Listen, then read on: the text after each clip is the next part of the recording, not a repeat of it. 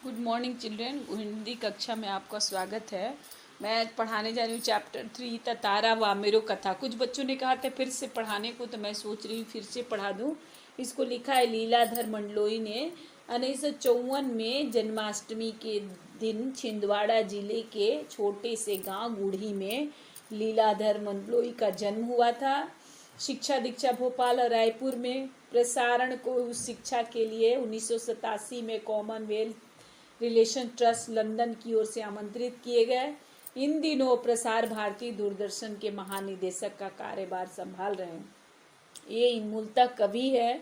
उनकी कविताओं में छत्तीसगढ़ के अंचल की बोली की मिठास, वहाँ के जनजीवन का सजीव चित्रण, अंडमान निकोबार द्वीप समूह जनजातियों पर लिखा इनका गद्य अपने आप में समाज शास्त्रीय अध्ययन भी है। उनका कवि मन ही यह स्रोत है जो उन्हें लोक कथा, लोकगीत, यात्रा वृत्तांत और की ओर प्रवृत्त करता है। इनकी कृतियां हैं रात बिरात, घर घर घूमा, मगर एक आवाज़, देखा अनदेखा। इनको मूलत नागार्जुन सम्मान, वागीश्वरी सम्मान, रजा सम्मान मध्य प्रदेश कला परिषद द्वारा दिया जाता है। बोला जाता है पाठ एक नज़र में कि सभ्यता कहा जाता है जितनी पुरानी होती है उनके बारे में उतने ज़्यादा किस्से कहानियाँ भी सुनने को मिलती है। किस्से कहानी जरूरी नहीं है कि उस रूप में घटित हो, जिस रूप में सुनने पढ़ने को मिलते हैं इतना ज़रूर है कि इन किस्सों में कोई न कोई संदेश होता है, सीख होता है। अंडमान निकोबार द्वीप समूह की तमाम तरह के किस्से मशहूर है। इनमें से कुछ लीलाधर मंडलोई ने फिर से लिखा है। ये पाठ जो है ततारा वामेरो कथा इसी द्वीप समूह के एक छोटे से द्वीप पर केंद्रित है। इसी को मुख्य बिंदु बनाया गया है।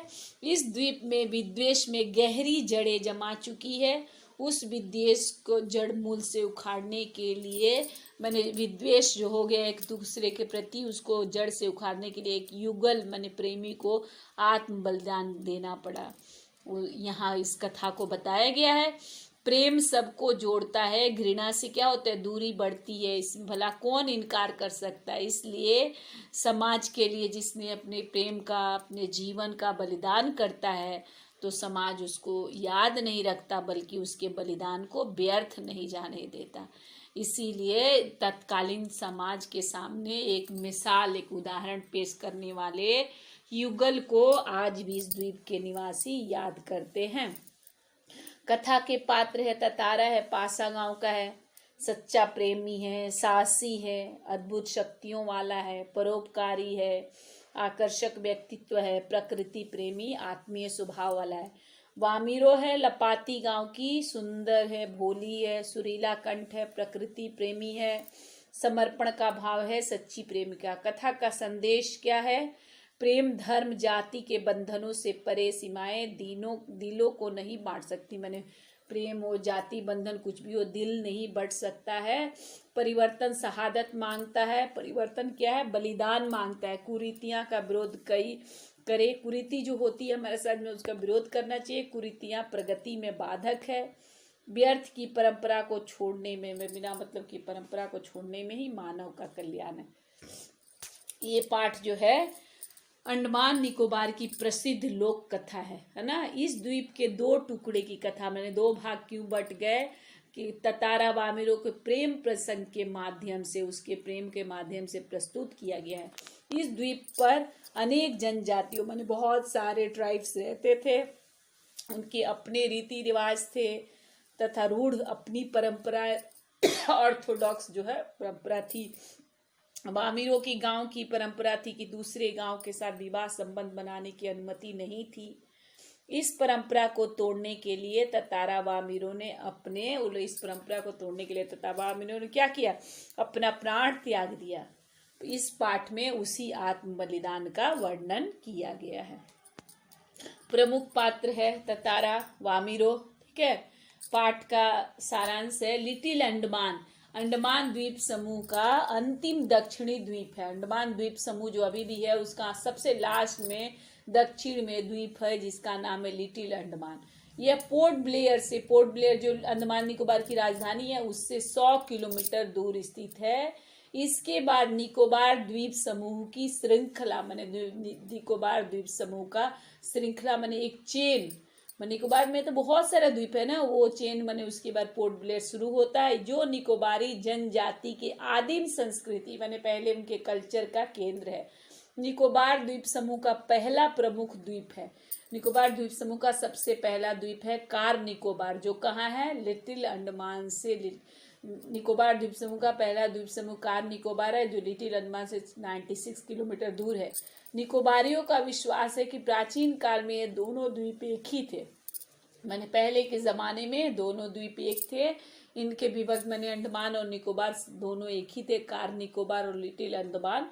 लेकिन दोनों के विभक्त होने, दोनों के अलग होने के पीछे जो है ना एक कथा है कि पहले सदियों पूर्व माने 100 साल पहले की बात है, जब लिटिल अंडमान और कार निकोबार माने दोनों जब आपस में जुड़े हुए थे, तब वहाँ एक सुंदर सा गांव था, बहुत सुंदर गांव था। पास में गांव के पास में ही एक सुंदर और शक्तिशाली युवक माने सुंदर और बहुत ही शक्ति वाला, बहुत ही बलशाली युवक रहता था। उसका नाम ततारा था। निकोबारी उसे माने निकोबार के लोग उसे बेहद प्रेम करते थे। ततारा एक नेक और मददगार व्यक्ति था। ततारा कैसा था, दयालु था और मदद करने वाला था। सदैव माने हमेशा दूसरों की सहायता के लिए तत्पर माने चाहते रहता था, दूसरों के साथ, अपने गांव वालों की नहीं अपितु समूचे द्वीपवासियों माने खाली अपना गांव के लोग का नहीं, पूरे द्वीपवासी का सेवा करना वो अपना कर्तव्य समझता था।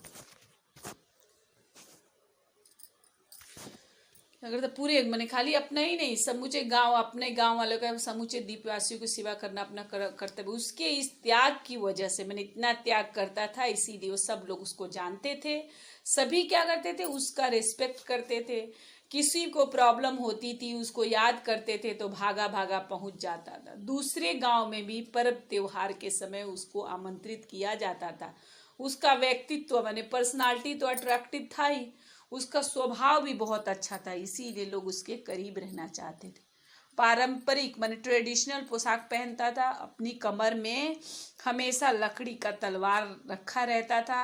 लोगों का माने प्रत्येक लोग का ये मत था, ये विचार था कि लकड़ी का तलवार होने के बावजूद ततारा के तलवार में एक अद्भुत माने एक अनुपम, एक यूनिक, एक दैवीय माने भगवान की दी हुई शक्ति थी, क्योंकि ततारा अपने तलवार को कभी अलग नहीं होने देता था और दूसरों के सामने उसका उपयोग भी नहीं करता था। परंतु उसके चर्चित साहसिक कारनामों के कारण, लेकिन उसके जो साहस रूपी कारनामे थे उसके कारण लोग बाग माने प्रत्येक लोग तलवार में अद्भुत शक्ति मानते थे, माने अलग तरह की एक शक्ति होती थी, क्योंकि ततारा के तलवार में एक विलक्षण रहस्य थी। माने एक शाम की बात है, दिन भर के अथक परिश्रम के बाद, दिन भर ततारा बहुत परिश्रम किया था, समुद्र के किनारे वो टहलने गया। सूरज समुद्र से लगे क्षितिज तले डूबने को था। समुद्र से ठंडी ठंडी बयारें आ रही थी पक्षियों की, माने पक्षी शाम में जैसे जाते हैं अपने घोंसले में तो धीरे धीरे उनकी आवाज़ कम हो रही थी। ततारा का मन क्या था, शांत था, विचार मग्न, माने विचार में वो था। और विचार मग्न ततारा क्या कर रहा था कि विचार मग्न ततारा समुद्र के बालू पर बैठा हुआ था। बालू पर बैठकर सूरज डूबने वाला था, तो समुद्र के किनारे बैठकर अंतिम रंग बिरंगी किरणें जो सूरज की थी उसको समुद्र के ऊपर निहार रहा था। तभी वहाँ पास से उसे एक बहुत मीठा स्वर सुनाई दिया, मीठा गीत सुनाई दिया। गीत मानो लग रहा था उसी की तरफ आ रहा था। बीच बीच में लहर की आवाज़ सुनाई दे रही थी, फिर गीत सुनाई दे रहा था। गायन माने गाना इतना प्रभावशाली था कि ततारा अपना शुद्ध बुद्ध खोने लगा। खुद को माने अपने आप में नहीं रहा, शुद्ध बुद्ध खोना माने अपने आप। लहरों के प्रबल माने लहर आई और उसके भिंगो के चली गई। तब उसका तंद्रा माने नींद में था, जो कंसंट्रेशन में था, तब उसका भंग हुआ। चैतन्य माने जैसी उसकी चेतना टूटी, वो उधर बढ़ने को विवश हो उठा जिधर से अभी भी गीत के स्वर बहे जा रहे थे। वो विकल सा व्याकुल होके उसी तरफ बढ़ता गया।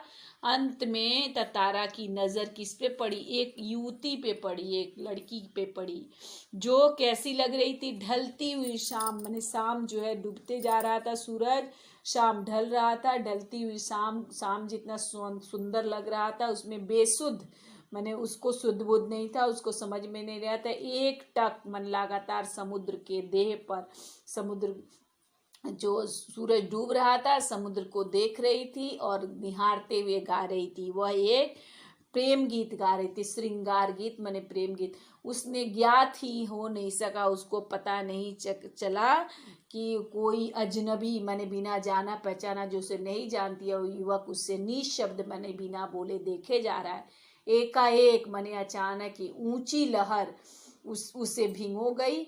वह हड़बड़ाहट में मैंने हड़बड़ा के गाना भूल गई। इसके पहले वो लहर उसको आके भिगो गई। इसके पहले कि सामान्य मैंने पहले जैसी नॉर्मल हो आती, उस कानों में अपने गंभीर आकर्षक आवाज उसको सुनाई दिया।